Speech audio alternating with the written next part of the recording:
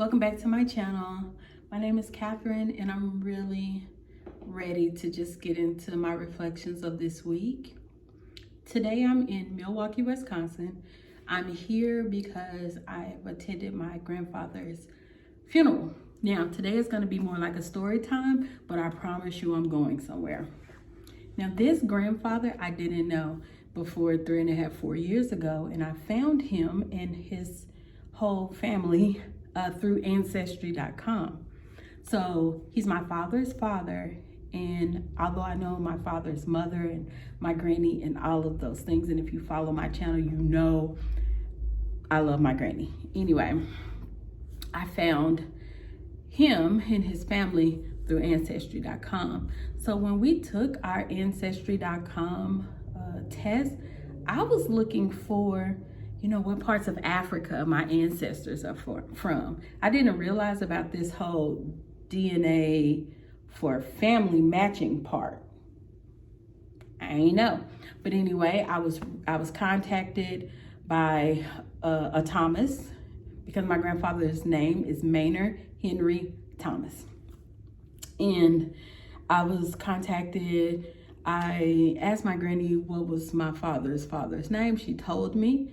And I was like, wow, that's the connection. So I found all these people, and the Thomas that reached out to me, he's on a different line. He's in the family, we're on a different line. And he contacted me with like a direct cousin, which would be my father's first cousin. I told my father about this and he was like, girl, leave these things alone. And of course I didn't. So I talked to that cousin, and me and him have a very good relationship. We have a very good relationship. And, he hunts and fish. He sends me pictures. He updates me on what's going on. And he connected me with my uncle, which would be my father's youngest brother. I talked to him a little bit. It wasn't rude, but it wasn't warm. And it really didn't go any further than a couple of conversations, a couple of texts, connecting on Facebook type of thing. Then last year, so I tried, and he that uncle said that he would do some things, but my grandfather started to deteriorate. His health, he had stroke, and his health started to deteriorate. My uncle said that his sisters or whatever was not interested in knowing me, and that was that, right? Until last year around, American holiday times, my cousin had said, hey, we having a family Zoom, Maynard's on there, you can get on there. I was like, is this okay? And he said, yeah. I was like, okay, I don't want to cause no problems. He's like, no, it ain't no problem. So I get on there and I'm stuck in this waiting room, and I sit there for like 15 minutes, and then it just became humiliating. So, I left. The uncle contacted me later, and he was like, don't take it personal, this, that, and the other. And at this time, my granny's health is deteriorating. So I'm like, it's cool. It's fine. But honestly, I was taking it personal. So then we go on, with the year, and then it becomes apparent that his health has deteriorated, here recently in the past month or two, to the point where it's obvious that he's not going to be able to make a comeback, right? So then I'm talking to my cousin, and I'm like, maybe I could come and say my final goodbyes at the funeral. And he said that, if you want to do that, I will be of service or whatever, because that's your birthright. You should be able to do that. And true to his word, he kept me abreast. I did in that time try to reach out to the uncle, got cold responses, and that was that. And so I was trying to prepare in my mind, would I come to Milwaukee to come to a funeral of my grandfather, but knowing that his family didn't want me to be there. And so I went back and forth with it, and forth and back with it, and I decided that Because let me just tell y'all, all I wanted to do was I wanted him to see me, and I wanted him to be honored by the knowledge that I turned out okay. I wanted to answer any questions about my father that maybe he didn't know. I mean, I know that he knew my father had been incarcerated a lot, but that's not my father's full story. You know, that's nobody's full story. So I wanted to be able to ease that in his upper years. So maybe that was a sore for him. I don't know, but that was my only intention. I'm not looking for something. I'm not trying to get my name wrote into some sort of inheritance. None of that. But no, that's not true. Yes, I am owed some things, right? Like, I don't have the name. I don't have the pride in the last name that other people have. I don't have the influence that comes from that.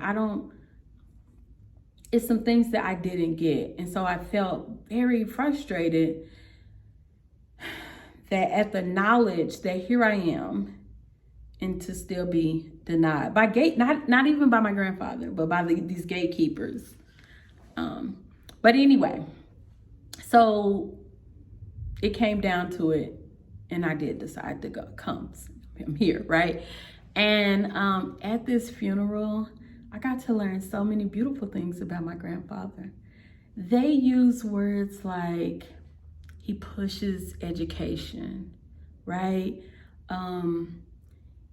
He's known for character, you know. He preaches marriage. He has strong family values. He's started many business, entrepreneurship. Y'all, those are the cornerstones of my life, right? And so, you know, I am him and he is me. And it was bittersweet. So learning the things that I wanted to know, I was looking to see myself in the family. And I do. I see myself in the family. I got to hear my uncles speak about their father and how he loved their mother and how they spent almost 70 years together. The pride that they have in their last name. You know, it was a point in there where all of the grandchildren were asked to stand. And, you know, I don't get to stand, but I'm a grandchild. That felt like something. Or the fact that the oldest grandchild got to come and speak and, you know, read resolutions.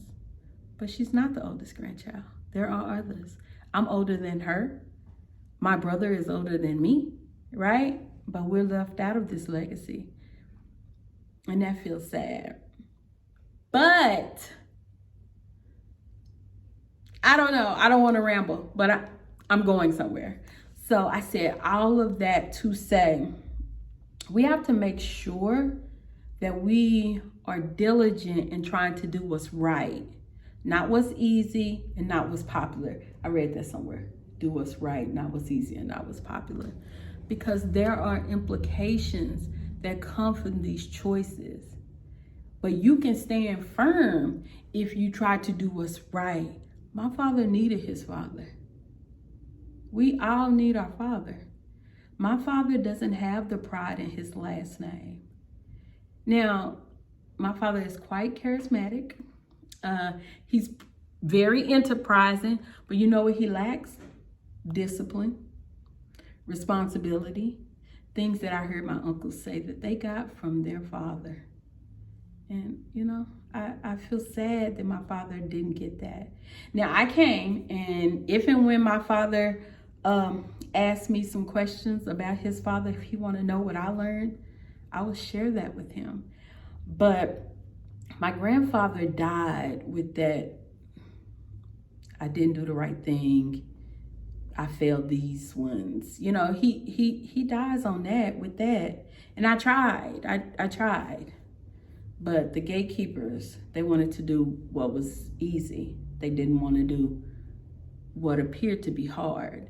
And I understand that my grandfather has a very respectable reputation, but I don't think this takes away from his reputation. And probably, had they just been honest about how complicated a man he was, as everybody is, that it probably would have freed somebody, you know. And my father, he has some daddy issues, and, you know, hopefully he didn't reach out, but hopefully I could offer him some comfort as well. But I don't. I did the right thing. I came and I paid my respects.